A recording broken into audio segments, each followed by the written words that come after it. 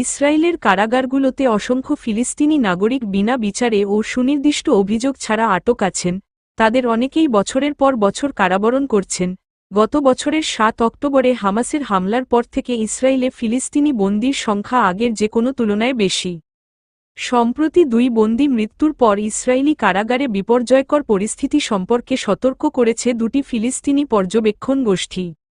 শুক্রবার ১৫ই নভেম্বর এক প্রতিবেদনে এ খবর দিয়েছে মিডল ইস্ট আই।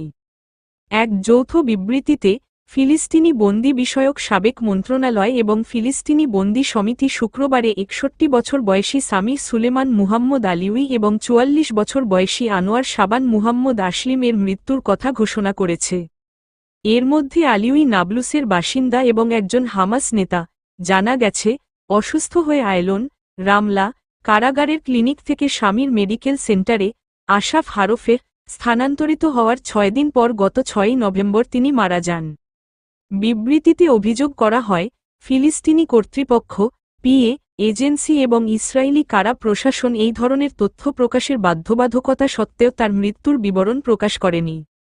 আলিউই তার স্বাস্থ্যগত সমস্যা সত্ত্বেও গত বছরের ২১শে অক্টোবর থেকে ইসরায়েলের কারাগারে প্রশাসনিকভাবে আটক ছিলেন। তার আইনজীবীর উপস্থাপন করা বিভিন্ন সাক্ষ্য ইঙ্গিত দেয়, আলিউই গ্রেপ্তারের আগে একাধিক স্বাস্থ্য সমস্যায় ভুগছিলেন এবং টিউমারের জন্য বেশ কয়েকবার অস্ত্রোপচার করা হয়েছিল, কিন্তু এরপরও তার মুক্তি মিলেনি, শেষ পর্যন্ত অসুস্থ হয়েই মৃত্যুবরণ করেন। অন্যদিকে ইসরায়েলি কারাগারে নিহত অপরজন হলেন আনোয়ার শাবান মুহাম্মদ আসলিম, যিনি গাজার ৪ সন্তানের জনক আসলিম। তার পরিবারের মতে, গ্রেপ্তারের আগে পূর্ব থেকে বিদ্যমান স্বাস্থ্য সমস্যায় ভোগেননি। ২ পর্যবেক্ষণ গোষ্ঠী বলছে, আলিউই এবং আসলিম ইসরায়েলি কারাগারে দীর্ঘকাল ধরে পদ্ধতিগত নির্যাতনের শিকার হয়েছিল, যার মধ্যে নির্যাতন, চিকিৎসা অবহেলা এবং জোরপূর্বক অনাহার ছিল। দল দুটি ইসরায়েলকে ২ বন্দী, আলিউই এবং আসলিমের মৃত্যুর জন্য সম্পূর্ণভাবে দায়ী করেছে।